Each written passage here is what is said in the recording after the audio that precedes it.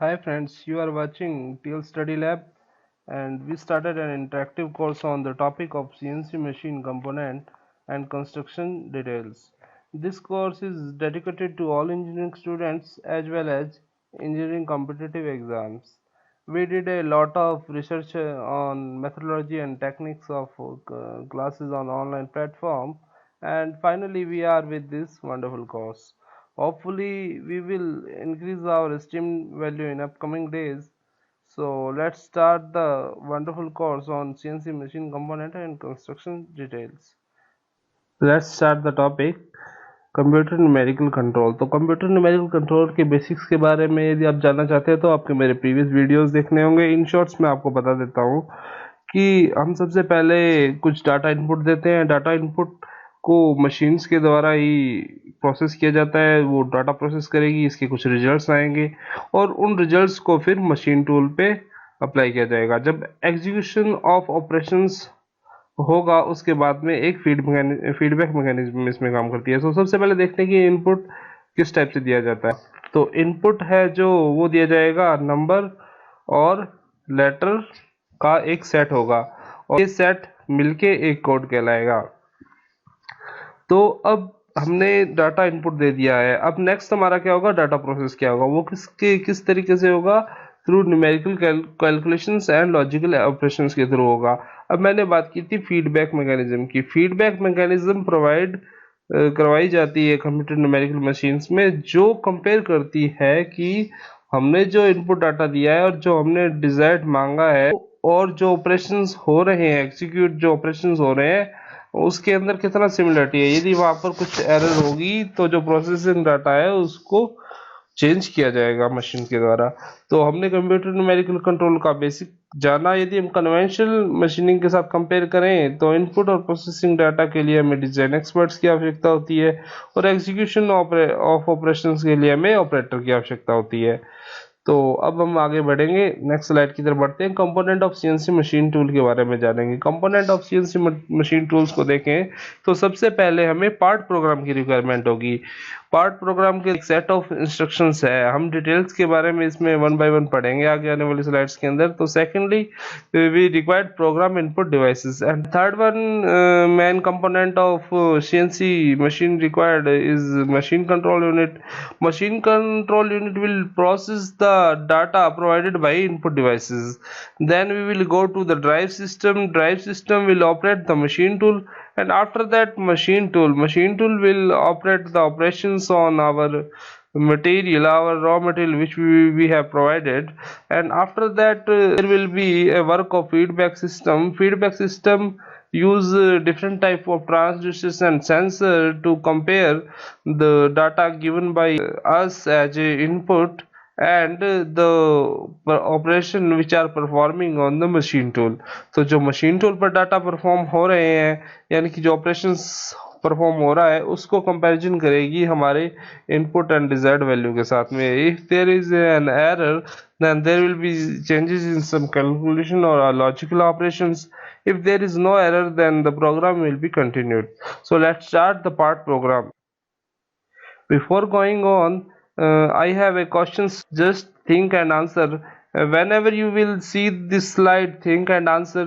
You have to pause the video and you have to read the question which are on your screen and you have to answer that questions. तो आप जैसे ही think and answer की slide देखेंगे तो आपको रोकना होगा, video को पॉज करना होगा और आपको आंसर देना होगा। तो मैं या आज का आपका तो आपके लिए क्वेश्चन है कि डिफरेंशिएट करना है आपको मशीन टूल और मशीन के बारे में। हिंट के लिए मैंने नीचे दो पिक्स दिखाई है आपको, आप जरा पॉज कीजिए और सोचिए। नेक्स्ट वीडियो के में हम इसके बारे में डिस्कस करेंगे। तो आपका क्वेश्चन है आज कि आपको डिफरेंशिएट करना है मशीनिंग टूल एंड मशीन के बारे में। यदि कोई इनमें से कोई है तो यदि आपको लगता है कि मशीन और मशीन टूल डिफरेंट है क्योंकि मैंने पीछे टर्म्स यूज की मशीन टूल, तो आप इसको डिफरेंशिएट कीजिए। As being an mechanical engineering you have to know about these things. Now let's start the part program. Firstly we should know that what is the part program. Part program is a set of instructions which is required to produce a part or which is required to perform a operation on our raw material. ये एक set of instructions है जो हमें part को produce करने के लिए काम में आएगा।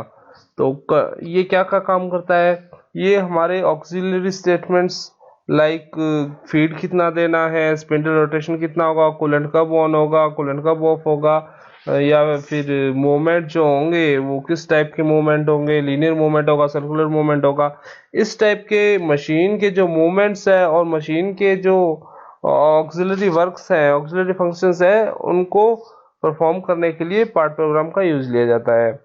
तो ये जो कोडेड इंस्ट्रक्शंस होते हैं ये लेटर और नंबर के मिक्सचर होते हैं। इन लेटर और नंबर को कंबाइन बन करके एक कोड बनता है और यह कोड आगे मशीन को प्रोवाइड करवाया जाता है, कंट्रोलर को प्रोवाइड कराया जाता है।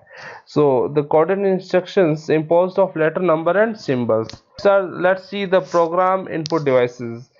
हमने पार्ट प्रोग्राम देख लिया। अब पार्ट प्रोग्राम हमने देख लिया, पार्ट प्रोग्राम बना लिया। पार्ट प्रोग्राम बनाने के बाद हमें अब इसको कंट्रोलर के अंदर जाना है, इसको मशीन पे जाना है। तो मशीन पर जाने के लिए हमें जिस मीडियम की आवश्यकता थी उसको हमने प्रोग्राम इनपुट डिवाइस बोला। So this is a input device to input the program और to send the program to the controller. यानी कि कंट्रोलर मशीन और आपके प्रोग्राम के बीच में कम्युनिकेशन का जो मीडियम है वो प्रोग्राम इनपुट डिवाइस है, through which program will be entered to CNC to control for processing। इस प्रोग्राम को इनपुट करने के लिए डिफरेंट टाइप की डिवाइसेस का यूज लिया जाता है, जिनमें से punch tape reader, magnet tape reader and very modern method is computer. Directly computer से आजकल हम जो डाटा है उसको इनपुट कर देते हैं। पंच टेप रीडर के अंदर क्या रहता था कि पंच टेप्स रहते थे जिसको कि मशीनों के द्वारा पंच किया जाता था और उस होल्स को पंच करने के बाद में एक मास्टर टेप तैयार हो जाता था। उस मास्टर टेप को सर्कुलेट कर दिया जाता था डिफरेंट टाइप ऑफ मशीनिंग पर। ठीक है, आजकल क्या है कि डायरेक्टली कंप्यूटर का यूज किया जाता है, कंप्यूटर इजीली अवेलेबल है। तो लेटेस्ट टेक्नोलॉजी के अंदर कंप्यूटर के थ्रू हम प्रोग्राम को इनपुट कर देंगे और we will provide our instructions to the computer. We will provide our input to machine through the computers in nowadays. Now we will move forward to the machine control unit. It is the brain of machine tool। यह जो है machine tool का दिमाग है। सबसे पहले हमने क्या किया, एक पार्ट प्रोग्राम बनाया। पार्ट प्रोग्राम बनाने के बाद में हमने इनपुट डिवाइस के थ्रू पार्ट प्रोग्राम जो है मशीन को प्रोवाइड करवा दिया। अब आगे का जो काम है वो मशीन कंट्रोल यूनिट करेगी। मशीन कंट्रोल यूनिट क्या करेगी, जो पार्ट प्रोग्राम आपने मशीन को प्रोवाइड करवाया है उसको, उन कोड्स को सबसे पहले रीड करेगी। रीड करने के बाद में उस प्रोग्राम को डिकोड करना होगा मशीनिंग लैंग्वेज में, because you are providing in your own language and machine has their own language. So to make a conversation in both of them there may be required a translator। तो ये जो translator का काम जो करेगी वो machine control unit करेगी। ये आप सपोज कीजिए कि आप एक हिंदी वक्ता है और आपको बात करनी है एक रशियन से, तो आपके बीच में आपको एक ऐसे व्यक्ति की जरूरत पड़ेगी जो हिंदी भी समझे और रशियन भी समझे और हिंदी को कन्वर्ट करके उसकी लैंग्वेज में बता सके और उसकी लैंग्वेज को आपके बता सके। तो ठीक है, हमें अभी ऑपरेशन करवाना है मशीन टूल पर। तो अभी रिक्वायरमेंट है कि जो आपने इनपुट जो सेट्स ऑफ इंस्ट्रक्शंस दिया है उसको मशीन पढ़े, अपनी लैंग्वेज में डिकोड करे, फिर उसके बाद में ऑपरेशंस को इम्प्लीमेंट करने में फिर मशीन टूल को इंस्ट्रक्शंस दे ऑपरेशन परफॉर्म करने के लिए।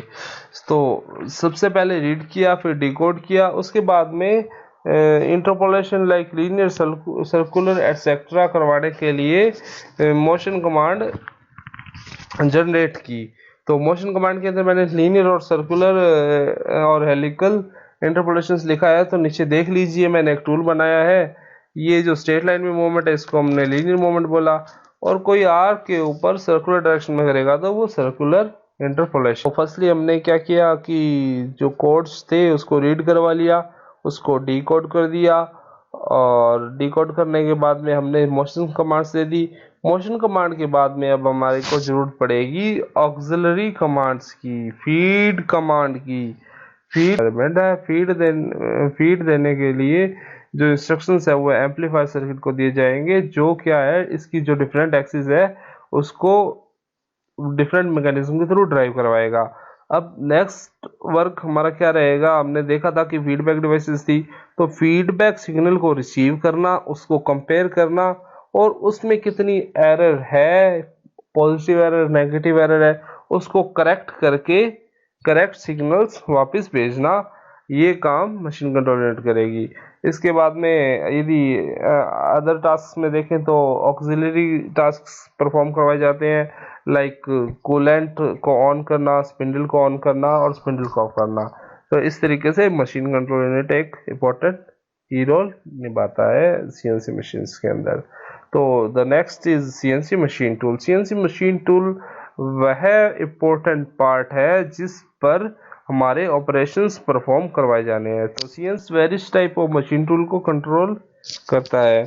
यह डिपेंड करता है कि मशीन टूल कंट्रोल कर रहे हैं, like we want to control the drilling machine, we want to control CNC milling machine, और we want to control CNC lathe machine. तो सबको अपने अपने अलग अलग तरीके से कंट्रोलर जो है कंट्रोल करता है। पर इन सब में क्या होगा कि always have a slide table होगी सब में, और एक स्पिंडल होगा जो कंट्रोल करेगा पोजीशन एंड फीड को। और अब ये ध्यान रखने वाली बात है कि जितने भी स्पिंडल होंगे वो जेड डायरेक्शन के अंदर होंगे, और जो स्लाइड टेबल है, जो मशीन टेबल है, वो एक्स और वाई एक्सिस के अंदर होगी। Next is feedback devices. Feedback devices के बारे में जानने के लिए हमने कुछ लास्ट लेक्चर्स में पढ़ा है, मैं आपको लिंक प्रोवाइड करवा दूंगा, आप उस वीडियो को जरूर देखें। फिर भी इन शॉर्ट, फीडबैक डिवाइसेस एक मेजरिंग सिस्टम है और ये यूज करती हैं ट्रांसड्यूसर्स यूज करती हैं। तो पोजीशन और स्पीड ट्रांसड्यूसर्स इसके अंदर यूज किए जाते हैं, जो कि पर्टिकुलर मॉनिटर करते हैं कि कटिंग टूल वो है पर्टिकुलर टाइम पे कौन सी पोजीशंस के ऊपर किस स्पीड से काम कर रहा है। ये कंटिन्यूसली जो डाटा है मशीन कंट्रोल यूनिट को दिया जाता है फीडबैक डिवाइसेस के द्वारा। अब जो मशीन कंट्रोल यूनिट है वो अपने एक रेफरेंस सिग्नल्स के साथ कंपेयर करती है फीडबैक सिग्नल्स को। If there is an error then it has to correct, and यदि वहां पर कुछ एरर है तो पोजीशन और स्पीड को करेक्ट करना होगा। यदि वहां पर कोई एरर नहीं है, if there is no error, then process will be going on. So thank you so much, keep connected. I hope आपने वीडियो एंजॉय किया, आपके सजेशंस इनवाइटेड है।